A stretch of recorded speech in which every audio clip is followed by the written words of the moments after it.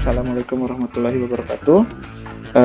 Hari ini kita akan coba mempelajari tentang komponen algoritma untuk mata kuliah algoritma dan pemrograman di pertemuan ketiga ini. Jadi setelah kemarin sebelumnya kita belajar tentang apa itu values dan variabel dengan beberapa latihan soal, kemudian kita belajar tentang instruksi atau sequence. Nah, sekarang selanjutnya kita akan belajar tentang sequence atau misalkan urutan-urutan yang harus ada dalam suatu algoritma. Jadi komponen algoritma ini terdiri dari values, instruction, sequence, prosedur, selection, repetition, dan documentation ini. Nah, yang akan kita pelajari sekarang adalah lanjutan dari yang kemarin, dengan nanti difokuskan untuk latihan code menggunakan bahasa C terkait di selection di sini. Jadi sequence itu merupakan suatu kumpulan dari beberapa instruksi yang berurutan. Nah, setelah itu untuk yang mempengaruhi satu dengan lainnya atau sebelum dan setelahnya. Nah, tanpa ada keraguan ataupun tanpa ada pertanyaan sebelumnya tuh di situ. Jadi, nggak boleh nih ada bingung misalkan hari ini saya mau ngapain ya. Nah, algoritma itu harus sudah pasti. Nah, contohnya misalkan gini. Ini ada contoh, saya ngambil buku dari sini ya, dari buku Data and Data, jadi bagaimana untuk penggunaan bahasa C. Nah, di sini ceritanya bagaimana urutan atau misalkan sequence untuk membuat gourmet meal. Urutan ya, misalkan yang pertama katanya buka freezernya dulu, buka pintu freezernya, setelah itu ambil keluar gourmet mealnya, setelah itu tutup freezernya, setelah itu buka microwave-nya, yang kan habis ditutup nih tentunya. Sebetulnya ini kayak bercandaan dulu katanya kan, kalau misalkan bagaimana cara masukin gajah ke dalam kulkas. Nah, langkah pertama adalah buka pintu kulkas, masukin gajah, tutup pintu kulkas. Nah, kalau mau masukin badak gimana? Buka pintu kulkas, masukin badak. Ya salah, kan masih ada gajah, kulkasnya cuma cukup buat gajah, berarti keluarin dulu gajahnya baru masukin badaknya. Nah, salah satu contoh ya sebagai sekian urutan. Di sini ceritanya memasak gourmet meal. Jadi ceritanya udah ditutup si dagingnya, kemudian masukin ke dalam, buka microwave-nya, setelah itu masukin si gourmet meal-nya ke dalam korosel yang bisa kayak panggangan yang muter seperti itu ya. Nah, setelah itu tutup pintu microwave-nya, kemudian set waktunya step by step-nya, kemudian start microwave-nya. Setelah itu tunggu berapa menit, karena di sini kan tinggal 5 menit, berarti nanti tunggu 5 menit. Setelah itu buka microwave-nya, setelah itu ambil deh gourmet-nya. Setelah itu tutup itu microwave-nya. Setelah itu makan. Nggak ada kan di sini sequence-nya bagaimana untuk memasak, bukan untuk memakan. Nah, salah satu contoh sequence. Jadi step by step, kalau misalkan paling gampang sih bagaimana step by step kita dari kampus dari tempat tinggal menuju kampus kalau misalkan lagi nggak masa pandemi, karena sekarang lagi masa pandemi kan nggak ada tuh seperti itu ya. Mungkin bangun tidur langsung nyalakan komputer, matiin kamera, dengerin, tidur lagi, kan bisa jadi seperti itu kalau waktu mau kuliah ya. Jangan sampai seperti itu ya. Nah, sekarang ada yang namanya prosedur, atau misalkan prosedur itu adalah cara-cara yang ada di dalam sequence itu sendiri. Nah, kalau dari definisi, prosedur itu adalah nama dari kumpulan dari instruction atau sequence itu sendiri. Nah, si prosedur itu dapat diambil berdasarkan nama atau berdasarkan instruksi dari sequence itu sendiri. Nanti kita akan belajar materinya khusus sendiri terkait prosedur ini. Nah, contoh di sini ada contohnya bagaimana drive to university nih. Ini prosedurnya. Drive to university. Yang pertama keren ya, kalau misalnya dia find kunci mobilnya, matiin alarmnya, buka pintu mobil, masuk ke dalam mobil, tutup pintu mobil, masukkan kunci mobil ke dalam starter, kemudian kemudian parkir, kemudian tunggu sampai ujung jalan, belok kanan, lurus terus, belok kiri, dan sebagainya, dan lain-lain. Nanti ada ketemu Pak Satpam, ketemu Pak Polisi, dan lain-lainnya, ketemu tukang beca di sini semuanya.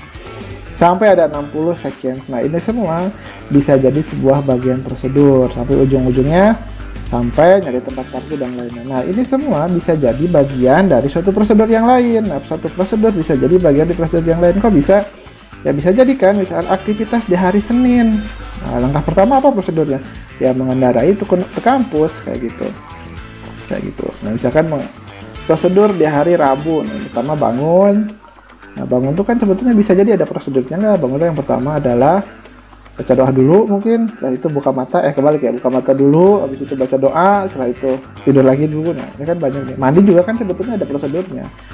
Sarapan juga ada prosedurnya, kalau memang mau dijelaskan. Drive to University juga ada nih. Nah, setelah itu baru deh kuliah. Setelah itu nanti mengendarai dari kampus atau dari kampus ke rumah. Nah, prosedur di hari Rabu ini bisa jadi satu bagian dari prosedur di dalam satu minggu. Misalkan di hari Senin, Selasa, Rabu, Kamis, dan sebagainya, seperti itu. Nah, jadi satu prosedur itu bisa jadi bagian dari prosedur yang lainnya. Dan dalam satu prosedur itu adalah model, ada function sendiri di sini. Nah, ini disebut sebagai nama function. Nama prosedur yang di hari Rabu, dan kemudian dalam prosedur itu dimulai dengan kurung kurawal buka dan diakhiri dengan kurung kurawal tutup. Implementasi dalam bahasanya nanti ada materi khusus untuk di dalam bahasa sendiri. Nah, di sini dipanggilnya, di sini ada drive to ini. Nah, berarti di sini nanti bakal ada satu prosedur khusus. Nah, contoh di sini ada prosedur bagaimana seorang customer service. Nah, prosedur berarti udah ada template. Nah, jadi kalau misalkan kita nelpon customer service kan biasanya suka udah ada template ya. Misalkan berarti yang pertama adalah kenalkan. Misalkan saya sebagai customer service nih, nama saya Fahmi. Nah, sekarang waktunya tuh pagi-pagi. Berarti nanti bakal jadi good morning, my name is Fahmi. Misalkan, how can I help you? Berarti nanti bakal ada kayak gini. Kalau misalkan pas customer service-nya namanya si Udin, nah kemudian waktunya jadi siang-siang, jadi misalkan good siang atau good afternoon, my name is Udin. Nah, itu suatu sebagai prosedur. Nah, setiap prosedur itu bisa memiliki parameter. Nah, di sini contohnya. Seperti ya. Nah, kalau misalkan jadi N, berarti jadi gimana? Good morning, my name is N. Kemudian dari situ good afternoon, my name is N. Kalau diganti yang ini, kalau yang ini jadi gimana? Good afternoon, my name is Jeff. Berarti sesuai yang ada di sini. Jadi contoh prosedur ya. Nah, yang akan kita pelajari hari ini adalah terkait tentang selection atau pemilihan dari berbagai macam contoh, misalkan seperti itu. Berdasarkan benar atau salah kondisinya seperti apa. Nah, ini dikasih contoh yang bagaimana cara membentukkan mobil atau ada resiprokal. Itu contoh ya. Misalkan kalau mesinnya nyala, berarti cek nih bensinnya ada atau enggak, cek karburator. Kalau enggak, berarti cek distributor. Ini contoh-contohnya. Nah, hasilnya harus benar atau salah kalau pakai X di sini. Intinya ada kondisi-kondisi tertentu lah. Ini maksudnya kemana, jangan ada keraguan di sini. Kalau kondisinya benar ada di sini, kalau salah ada di sini. Nanti ada contoh. Nah, define an algorithm for computing a reciprocal of a number. Supaya itu satu bilangan ya. Jadi kebalikan dari 2 adalah 1/2. Kebalikan dari min 3/4 berarti min 4/3. Kalau misalnya kebalikan dari 0, tak terdefinisi sih di sini tulisannya kayak gitu. Bukan 1/0. Ya sebetulnya kan 1/0, tapi kan 1/0 tak terdefinisi di situ. Jadi if number is not equal 0, maka keluar output 1/number. Jika tidak, keluarnya tak terdefinisi. Jadi kalau misalkan masukinnya 5, nah, berarti kan 5 kan bukan 0 ya, berarti langsung aja 1/5. Kalau masukinnya 0, berarti kan nggak masuk ke sini, berarti masuknya ke sini. Nanti kita kasih contoh ya di codingnya seperti apa. Kayak gitu. Di sini untuk menandakan angkanya seperti apa. Eksekusi jika numbernya tidak sama dengan 0, kayak gitu. Kalau numbernya sama dengan 0, masuknya ke sini, undefined. Nah, algoritmanya sebetulnya bisa seperti ini, bisa seperti ini, tapi yang ini tuh ada kemungkinan salah. Salahnya di mana? Kalau misalkan angkanya sama dengan 0, sama keluarnya undefined karena dia nggak akan masuk ke sini. Tapi ketika angkanya sama dengan 0, angkanya tidak sama dengan 0, ke sini masuk. Tapi setelah masuk ke sini dia masuk ke sini juga karena ini pasti bakal dibaca tanpa ada kondisi. Kalau else ya ada, itu ada contoh ya. Jadi sini if today is Wednesday and time is jam 10, saya akan pergi ke kelas ini. Berarti kondisinya ada dua nih. Jika sekarang hari Rabu dan jam 10 maka saya akan kuliah algoritma dan pemrograman. Jika tidak, saya ke perpustakaan. Bisa seperti ini contoh ya. Berarti ada dua kondisi. Nah, kalau misalkan pakai bisikan seperti ini juga bisa nih, ada namanya if bersarang. Jika skala hari Rabu, berarti kan kondisi di hari Rabu nih. Berarti jika jam 10 jam segini, jika jam 11 kemana, bisa seperti itu. Nah, bisa juga atau jika saya lapar atau sudah jam 1 siang atau teman saya ngajak saya makan, maka saya akan makan. Jadi saya nggak lapar dan dulu jam 1 kalau ada teman masuk ngajak makan, ya udah berarti saya juga makan kayak gitu. Ini kalau misalkan or, kalau dan dua-duanya harus terpenuhi. Kalau misalkan or salah satu terpenuhi, ya tetap dilaksanakan perintahnya seperti itu. Ini contoh untuk mesin ATM ya. Kalau tekan 1 cek akun balan atau cek saldo. Kalau mau tekan 2 berarti dia transfer. Kalau misalkan tekan 3 dia bayar, misalkan GoPay ataupun apa. Kalau tekan 4 keluar. Kalau misalkan tekan selain 1, 2, 3, 4, berarti Anda salah masukkan menu, seperti itu bisa kayak gitu. Ini contoh ya, ini bisa seperti ini. Nah, ini kondisinya bisa seperti ini. Atau ada yang lebih singkat lagi, menggunakan if, else if, else if, dan else seperti itu. Nanti kita akan contoh kodenya. Nah, else itu adalah kondisi sisa. Jika tidak masuk if yang pertama, else if yang kedua, else if yang ketiga, dan juga else if yang keempat. Masuklah semua kondisinya di else seperti itu. Ini ada namanya looping. Nanti kita akan belajar looping. Di sini ada while, ada do while, dan ada for. Nah, di sini kita nggak akan pelajari ini sekarang, biar kita langsung ke coding ya terkait if else. Dokumentasi setelah program itu diselesaikan, nanti dibuatlah ke dokumentasi seperti apa. Nah, contohnya, nah sekarang kita akan yang pasti dalam membuat suatu software itu yang pertama adalah definisikan dulu nih masalahnya dengan jelas, kemudian analisis masalahnya secara menyeluruh. Setelah itu baru deh desain algoritmanya secara hati-hati. Setelah itu baru deh udah ada desain, misalkan kita udah punya nih kira-kira mau bikin program seperti apa, baru deh mulai coding secara efektif. Setelah itu dites secara menyeluruh, jangan sampai ada yang terlewat. Setelah itu baru didokumentasikan. Nah, yang akan kita pelajari sekarang adalah struktur pemilihan atau seleksi kondisi menggunakan if dan switch case. Struktur pemilihan adalah satu statement untuk pengambilan keputusan berdasar kondisi tertentu. Ada if, nah dalam satu if ini ada 3 bagian.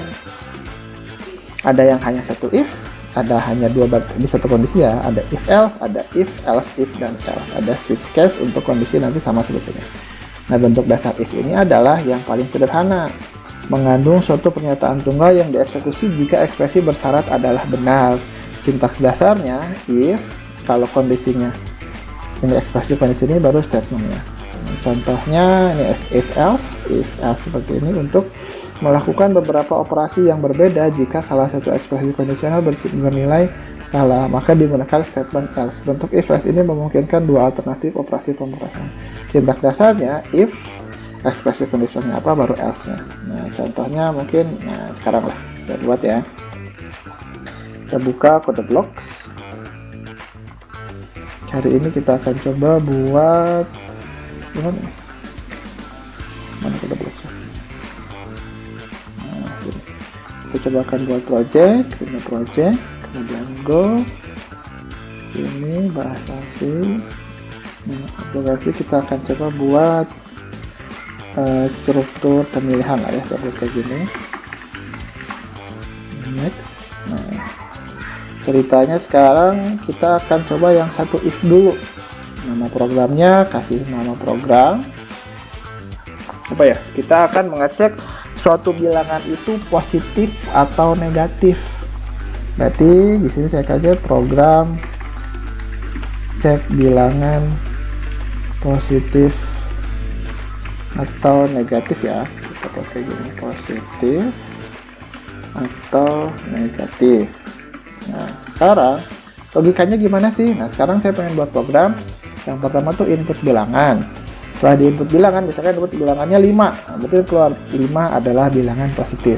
Kalau misalkan masukinnya negatif 5, nah, berarti negatif 5 bukan bilangan positif atau gimana sih? Nah, saya kalau misalkan satu if, jadinya kayak gini. Berarti sekarang kita coba deklarasikan dulu integer bil. Nah, Tapi bilangan ya maksudnya. Scanf, berarti sekarang di sini input bilangan. Setelah itu scanf %d, koma dan bil. Nah, setelah itu baru kondisi. Nah, sebetulnya bisa kayak gini nih. If bil lebih besar daripada 0, berarti itu printf.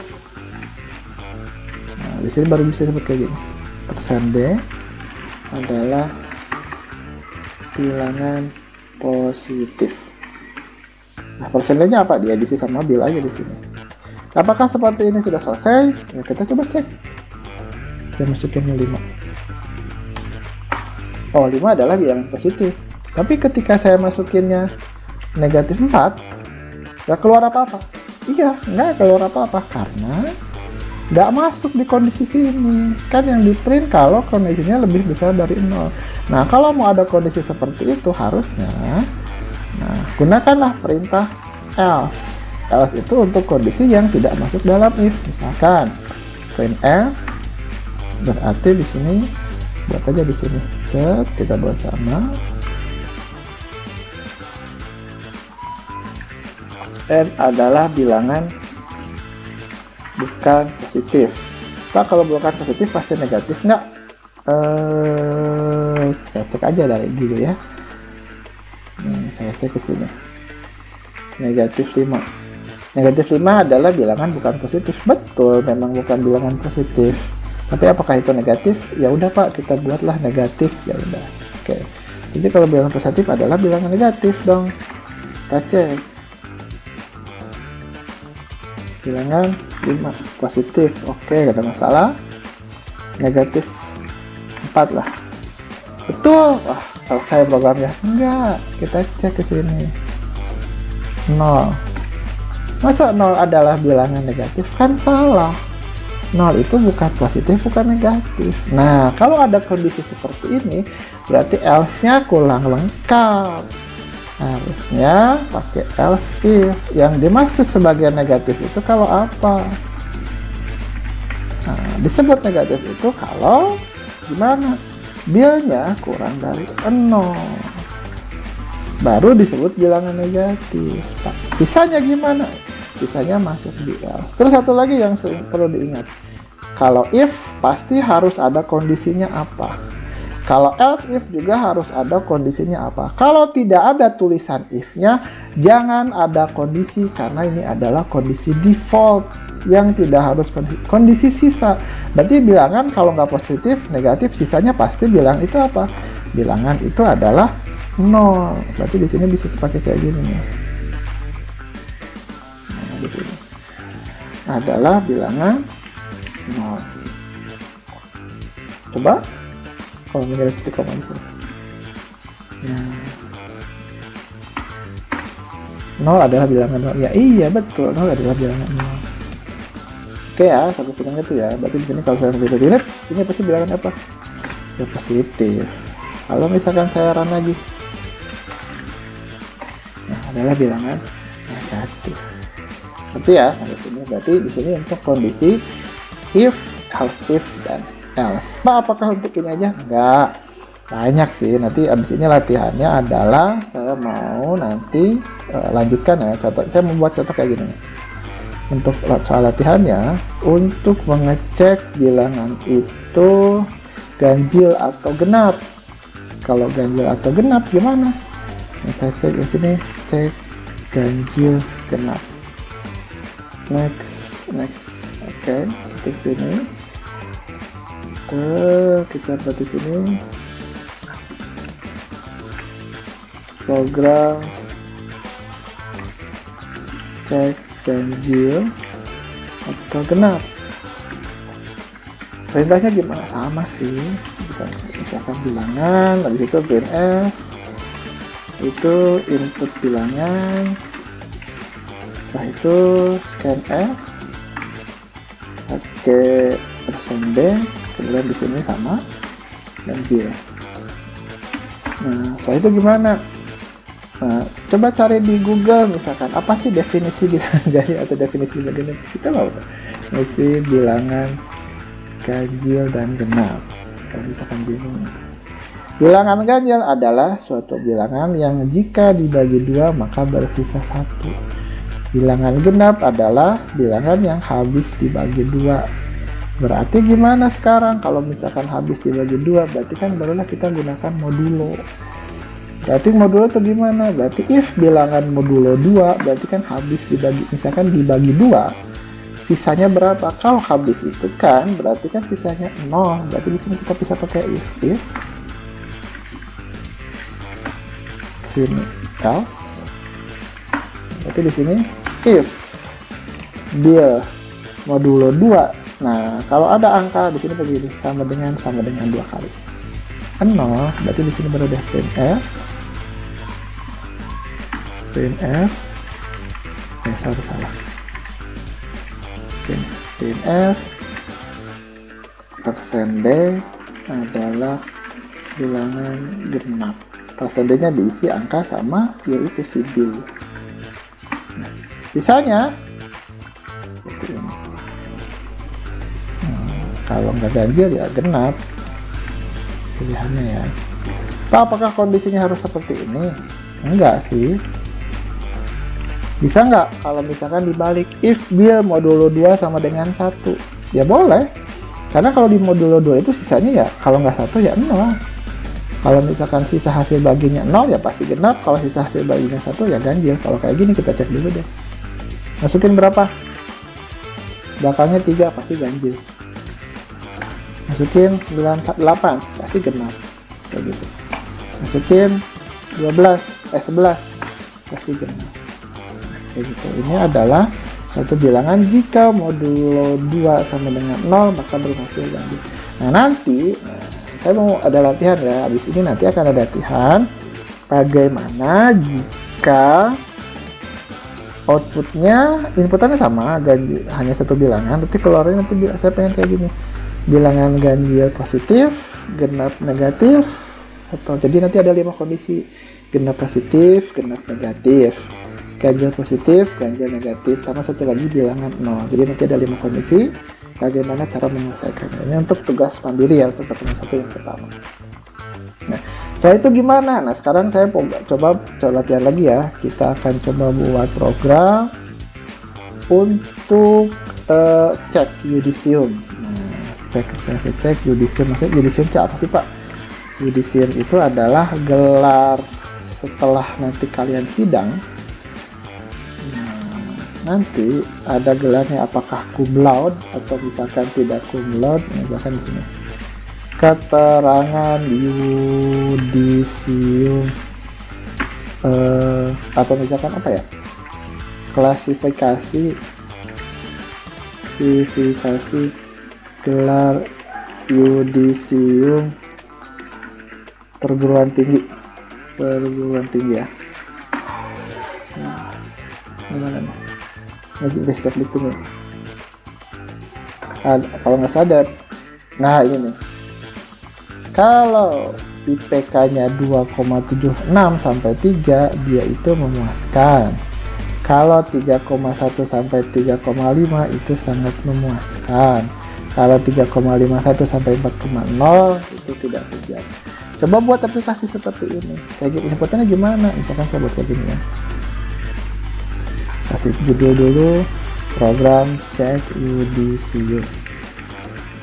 Inputannya gimana? Saya pakai float lah, karena kan nanti bakal ada koma-koma ya. Float IPK, di situ printf input IPK, yaitu scanf %f, dan IPK. Atau saya mau pakai tambah lagi lah biar agak lama ya, saya pakai char nama. Nah, berapa ya, 20 lah. Sebelum IPK saya input dulu printf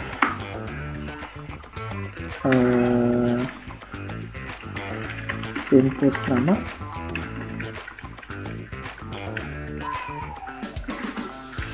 setelah itu scanf pesan nggak pakai, jangan pakai sekarang, pakai spasi ya, kita pakai get nama. Get itu khusus untuk variabel string. Nah, setelah itu baru pakai if cuma satu ya. Kalau IPK-nya di atas 2,76, enggak, sampai dari yang dulu deh, di atas 3,51 sampai 4, berarti if IPK lebih besar dari 3,5 dan IPK kurang dari 4. Pak, kenapa nggak dibikin gini aja, Pak? Oh, ini nggak bisa di dalam bahasa sih, jadi harus kayak gini karena dua kondisi, lebih besar dari 3,5 dan kurang dari 4. Berarti di sini harus di sini. Begitu saya mau gini, kasih printf selamat persen s, kamu lulus dengan yudisium cum laude ini, cum laude gitu. Bener nggak nih? Coba cek. 3,7. Salah. Nah, bentar nih. Namanya Udin Jamaluddin. Biasanya sih kalau habis string sama float itu suka ada sedikit masalah, tapi mudah-mudahan enggak ya. 3,75. Selamat. Oh, ada yang kurang sini. S di sini ada di sini. Tek nama. Jadi gini ya. Lengkap. Selamat persen S-nya diisi sama nama. Berarti nanti di Udin Langit. IPK-nya 3,78.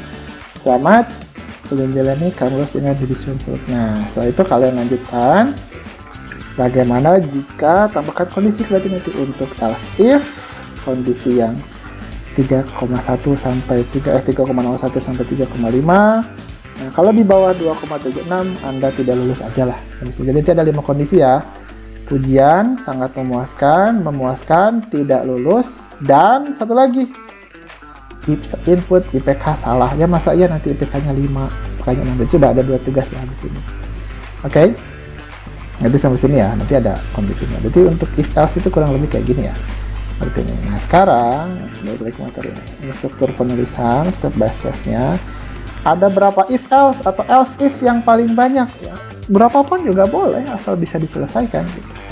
Ya, gitu. Ini contoh bisa jadi coba ini kalau misalkan jumlah ini kalau ada jumlahan kayak gitu. Nah, materi terakhir kita hari ini adalah tentang switch case. Nah, switch case adalah senjata yang digunakan untuk menjalankan salah satu pernyataan dari beberapa kemungkinan statement untuk dieksekusi berdasarkan nilai dari sebuah ungkapan dan nilai penyeleksi. Setiap ungkapan diungkapkan dengan sebuah nilai integer konstan seperti sebuah nilai dengan tipe byte, hot, string, dan char. Nah, kalau switch case di sini nggak bisa beberapa kondisi, hanya bisa satu kondisi. Nah, lebih gampangnya kalau switch case itu saya coba buat program ya. Saya coba buat project X bahasa asing. Saya coba tes apa namanya menu ATM. Nah, kita buat kayak gini menu ATM. Nah, kayak gini. Kita buat program menu ATM. Langkah pertama saya kasih dulu lah menunya. Printf. Kita biar banyak dulu. Perintahnya dulu deh. Menu ATM mandi atau ATM apa ya, mana ATM algoritma atau ATM apa ya, ATM ABC lah. Setelah itu /n. Nah, setelah itu kita printf. Jadi ini kasih gini lah biar ada tetap gaya 5 lah. Ini di sini kepilih. Sudah di sini F. Satu untuk T itu apa? Satu T cek saldo. Terus abis itu kalau mau ke bawah pakai slash n. 2, ini boleh pakai printf lagi, tapi mau langsung sebalik juga nggak salah. Slash n 2 titik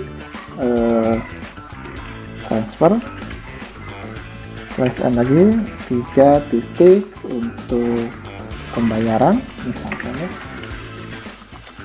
slash n itu 4 titik. 4 titik itu apa nih? Exit menu. Nah itu ini kita slash n lagi. Lalu di sini sekarang kita deklarasi kira-kira perlu variabel apa sih untuk sebelum ini.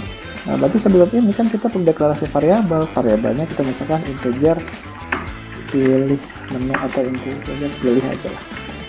Jadi sekarang gimana nih sekarang? printf di sini kita buat silahkan input pilihan Anda. Ini setelah itu baru deh printf %d, dan pilih. Nah setelah ini gimana sekarang? Ini kurang lebih kayak gini kalau udah dirantum. Input pilihan Anda, kalau ketik 1 nanti saya pengen keluarnya selamat Anda akan pilih menu cek senam, Anda telah pilih cek saldo, 2 untuk sampel, 3 pembayaran, 4 itu untuk exit. Nah berarti sekarang gimana? Pakai switch cache. Switch cache itu di sini gimana? Nah, yang di switch apa nih? Pilihannya pakai di sini baca switch. Nah gini. Yang di switch apa? Pil. Nah setelah itu kurang buka, kurang satu. Nah tadi itu gimana? Baru deh pakai cache. Kalau satu kan actionnya apa sekarang? Kalau satu actionnya printf Anda masuk menu cek saldo. Terus cek saldonya cuma belum ada, baru gini aja ini mah. Anda masuk menu pilih cek saldo kayak gitu. Ini untuk case 1. Penulisannya bisa langsung kayak gini atau ke bawah juga nggak apa-apa kayak gitu. Nah itu gimana? Nah, setiap ada pilih cache, ini aturannya nih, harus ada break. Jadi biar nanti file ini keluar dari switch cache-nya. Nah setelah itu gimana? Berarti tulis break. Nah abis itu gimana? Ya lanjut, buatlah cache untuk cache 2, cache 3. Oh ya, kalau misalkan ada program-program yang misalkan nggak rapi ya kayak gini. Kok ada cache-nya di situ nih? Sebenarnya bisa di Ctrl A, klik kanan, terus pilih di sini ada format use as style.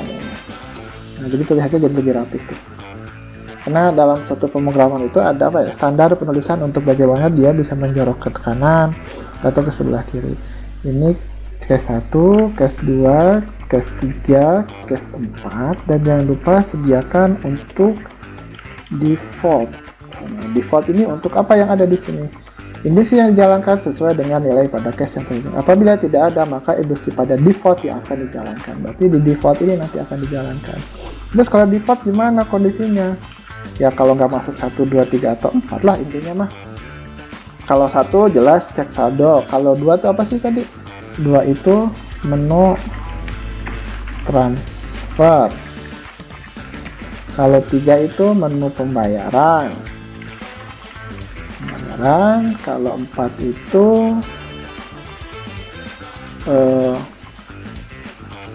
berarti kan exit ya, berarti gitu aja. Terima kasih telah membuka program ini, gitu aja lah, kan sudah selesai berarti keluar. Kalau ini berarti Anda salah input. Sudah selesai? Sudah selesai, cuma segini nggak banyak kok, bisa selesai yang ini. Nah, kayak segini, betul. Tek, tek. Nah, segini. Kalau ini jiran, oh, ini pilihan, pilih. Berarti di sini jangan pilih harusnya. Tek. Oke, misalkan saya input 1. Anda masuk menu cek saldo. Pak, kalau mau balik lagi ke menu mana? Nah, minggu depan kita belajar tentang looping, bagaimana kita cara membalik lagi ke menu yang pertama. Benar kan? 1 cek saldo. Habis itu kita run lagi. Kalau 2 menu transfer. Belum ada pada ya, kalau mau ada tambahin aja di bawahnya nih. Nanti ada bisa teks apa di bawahnya. Screen apa kayak gitu ya. Nah, kemudian kalau kita pilih lagi 4. Terima kasih telah membuat program ini. Nah, selesai 4 gitu. Kalau misalkan kita ceknya 21 juga, nah, Anda saya ikut nih. Misalkan gitu. Nah, itu paling untuk contoh penggunaan switch case. Nah, kalau jika ada pertanyaan, kita bisa bahas di sesi diskusi dalam Google Meet untuk materi hari ini. Nah, untuk latihan nanti bisa coba ketik ini untuk di latihannya ya. Ini nggak usah dicoba-coba, ini bisa diketik. Tinggal diketik aja ini, dicoba nanti di masing-masing nanti akan jadi 3 tugas tadi ya. Jadi tugas tadi yang pertama adalah untuk lengkapi cek ganjil genap. Kalau ada ganjil positif, genap positif atau 0, nah, ada 5 kondisi aja. Yang kedua adalah cek judisium. Jadi ada 5 kondisi juga, kumlot, sangat memuaskan, tidak lulus, dan juga yang salah inputnya. Yang ketiga, tugasnya tinggal ngetik ini aja, tulis ini, buktikan programnya sudah bisa di-run di komputernya masing-masing. Oke? Sisanya nanti akan ada tugas 3, ini tugas 3 perhitungan waktu parkir. Nomor 2-nya ini, kemudian nomor 3-nya nggak ada. Nah, soal. Oke, itu saja mungkin yang bisa saya sampaikan untuk pertemuan hari ini. Semoga masih banyak pertanyaan agar sesi diskusi kita dalam Google Meet menjadi lebih berwarna dan banyak lah diskusinya jadi. Oke, terima kasih banyak atas perhatiannya. Mohon maaf kalau misalkan ada salah. Sekian dari saya. Assalamualaikum warahmatullahi wabarakatuh.